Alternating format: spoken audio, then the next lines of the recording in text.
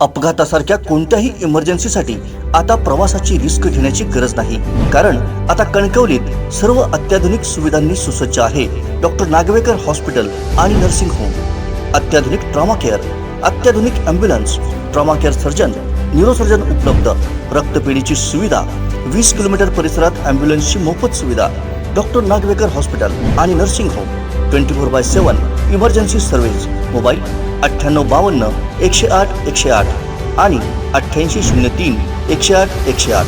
सध्या सायबर गुन्ह्यांचं प्रमाण वाढत चाललंय, यावर प्रतिबंध आणण्यासाठी नागरिकांना आपला बचाव कशा प्रकारे करावा याबाबत सिंधुदुर्ग पोलीस दल विविध जनजागृती कार्यक्रम आयोजित करत आहे। सायबर जनजागृती अभियानाअंतर्गत सायबर क्राईम जनजागृती कार्यक्रम मंगळवारी शिरोडा वेळागर इथं घेण्यात आला। सिंधुदुर्ग जिल्हा पोलीस अधीक्षक सौरभ कुमार अग्रवाल यांच्या मार्गदर्शनाखाली सिंधुदुर्ग जिल्हा पोलीस दल यांच्या मार्फत आणि वेंगुर्ला पोलीस ठाण्याच्या वतीनं शिरोडा वेळागर इथं सायबर जनजागृती अभियान अंतर्गत सायबर क्राईम जनजागृती कार्यक्रम आयोजित करण्यात आला होता। त्यावेळी सावंतवाडी उपविभागीय पोलीस अधिकारी रोहिणी सोळंखे, कणकवली उपविभागीय पोलीस अधिकारी विनोद कांबळे, सिंधुदुर्ग स्थानिक गुन्हे अन्वेषण शाखा पोलीस निरीक्षक संदीप भोसले, शिरोडा सरपंच लतिका रेडकर, मोचमाड सरपंच स्वप्नेशा पालक, शिरोडा ग्रामपंचायत सदस्य हेतल गावडे, नंदिनी धांजी, रश्मी डिचोलकर, शीतल नाईक, राजन धांजी, माजी सदस्य आजू आमरे, कौशिक परब, पंचायत समितीचे माजी सभापती जगन्नाथ डोंगरे, आरवली देवस्थानचे अध्यक्ष जयवंत राय, आरवली पोलीस पाटील मधुसूदन मेस्त्री, राज वॉटर स्पोर्ट्सचे मालक राजन नाईक यांच्यासहित पोलीस अधिकारी, कर्मचारी, नागरिक, पर्यटक उपस्थित होते। या जनजागृती अभियानाअंतर्गत पोलीस होमिओपॅथिक मेडिकल कॉलेजच्या विद्यार्थ्यांनी सायबर क्राईमवर पथनाट्य सादर केलं। या पथनाट्याद्वारे सायबर क्राईम कसा होतो आणि तो झाल्यानंतर काय करावं याबाबत जनजागृती करण्यात आली।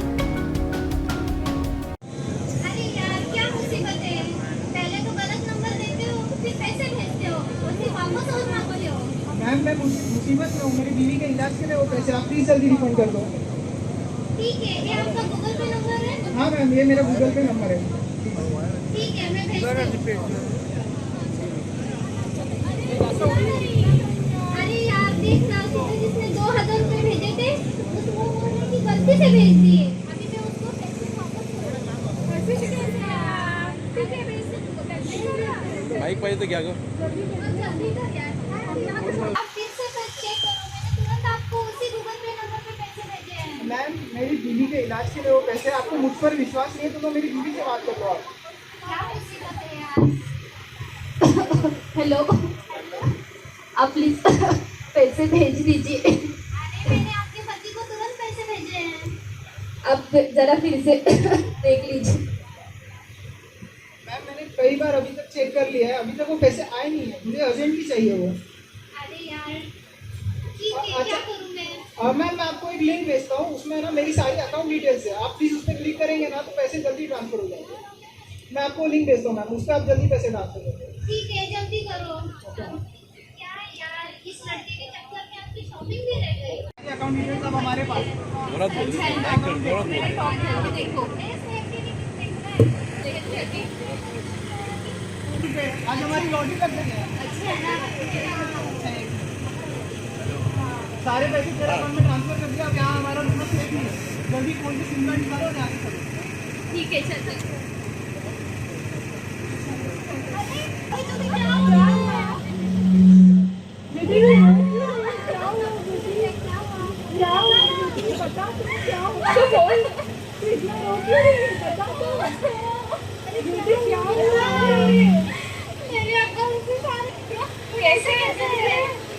ये तो बहुत बुरा हुआ, अब तो क्या करेगी छोटी?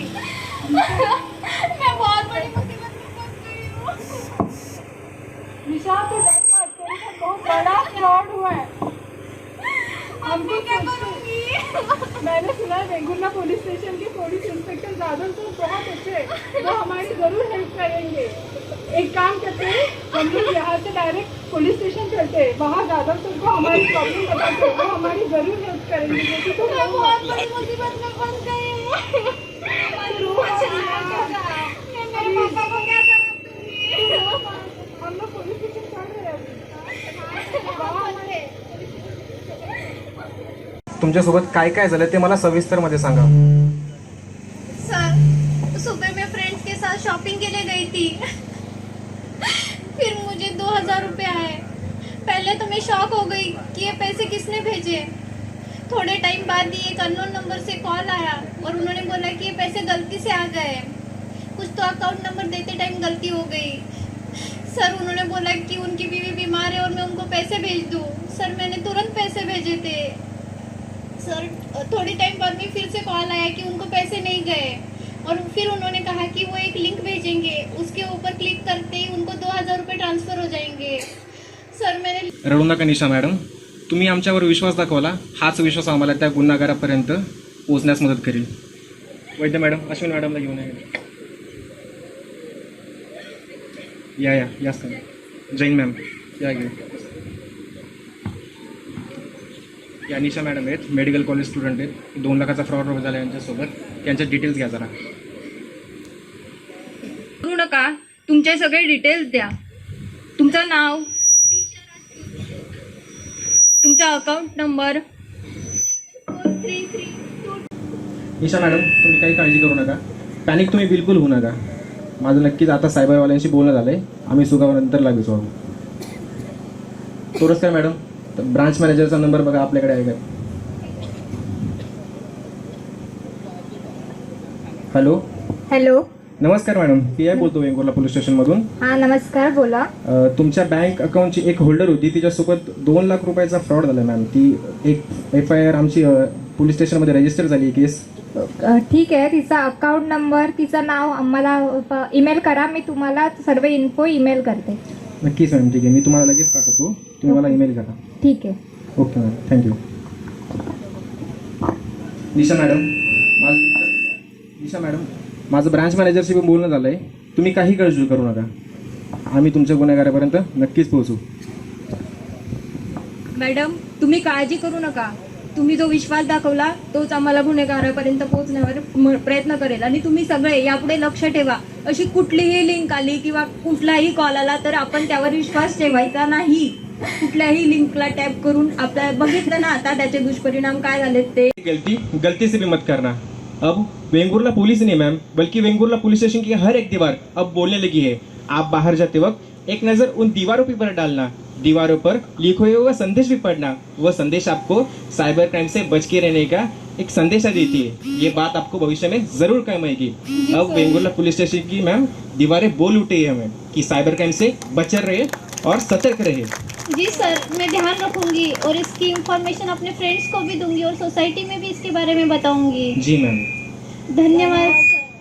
जय हिंद. तर अवी बावडेकर महाविद्यालय शिरोड्याच्या विद्यार्थ्यांच्या वतीनं सायबर क्राईमवर विविध संदेश, घोषवाक्य यांचं प्रदर्शन करण्यात आलं होतं. याची पाहणी पोलीस अधीक्षक अग्रवाल यांनी केली. तसेच यावेळी उपस्थित सिंधुदुर्ग पोलीस दलाच्या बँड पथकाच्या वतीनं सुद्धा जनजागृती करण्यात आली.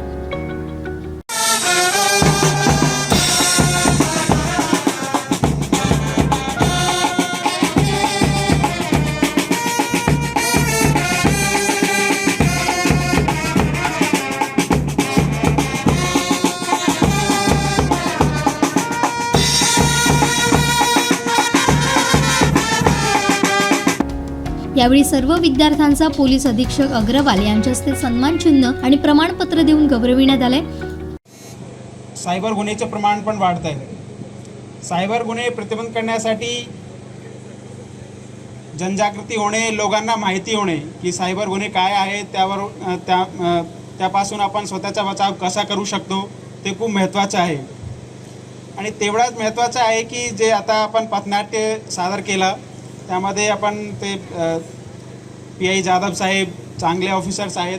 तुमचा जो विश्वास आहे पोलिसांवर तो पण तेवढाच महत्त्वाचा आहे. गुन्हा घडू नये त्यासाठी आपण सतर्क राहिले पाहिजे. आणि जेव्हा आपल्यासोबत काही गुन्हा घडला आपण तात्काळ जे काही संबंधित यंत्रणा आहेत, पोलीस यंत्रणा आहेत त्यांच्यापर्यंत पोहोचणे आवश्यक आहे. मी सर्व जो पथनाट्य सादर केला, ज्यांनी ते सायबर गुन्हेबद्दल माहिती दिली, ज्यांनी निबंध प्रतियोगिता किंवा चित्रकला प्रतियोगिता, भिंतीचित्र यामध्ये सहभाग घेतला, मी सगळ्यांचा खूप मनापासून आभार मानतो की त्यांनी पोलिसांवर, वेंगुर्ला पोलीस, सिंधुदुर्ग पोलीस यांच्यावर विश्वास दाखवून आमच्या या उपक्रममध्ये सहभाग घेतला. ते सर्व लोक टाळ्यांचे पात्र आहेत. आपण सर्व लोक जोरात टाळ्यांचे स्वागत करावं.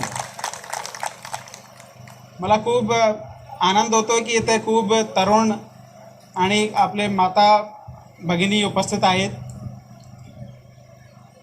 आपले समाजामध्ये सायबर गुन्हा होऊ नये यासाठी सर्वांनी स्वतःची आणि आपले बाजूचे समाजाची काळजी घेणे आवश्यक आहे.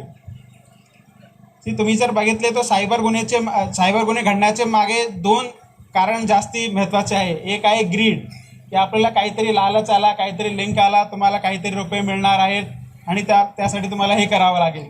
ते जे ग्रीड आहे त्यासाठी बरेचसे लोक सायबर गुन्ह्यांना बळी पडतात. आणि दुसरं कारण आहे आपला निष्काळजीपणा, की आपण काहीतरी इतका जेवढा आपल्याला मोबाईलवरून किंवा इंटरनेट सुविधा मिळालेल्या आहेत तेवढी आपण काळजी घेत नाही. आपण कुठेही लिंकवर क्लिक करतो, कोणी काही OTP मागितले आपण काही त्या शहानिशा करत नाही. तो आपण ते ग्रीड आणि निष्काळजीपणा जो आहे त्याच्यापासून आपण थोडा सावध राहिले पाहिजे. की जेव्हा आपल्याला काहीतरी वाटतो की आपल्याला काहीतरी कोणी अननोन माध्यमातून लिंकच्या माध्यमातून OTPच्या माध्यमातून संपर्क करण्याचा प्रयत्न करतोय, तर आपण स्वतःला काहीतरी म्हणायला पाहिजे, मी समजदार आहे, मी काही बळी पडणार नाही. जेव्हा आपण काहीतरी स्वतःला निश्चय करतो की आपण जब निश्चय करते खुदसे की आम्ही काही बळी पडणार नाही, तुम्ही बळी पण पडणार नाही, असा माझा विश्वास आहे. आजचा जो कार्यक्रम घेतला आपला जो सिंधुदुर्ग जिल्हा आहे खूप पर्यटनाच्या दृष्टिकोनातून खूप असा सुरम्य आणि सुंदर जिल्हा आहे.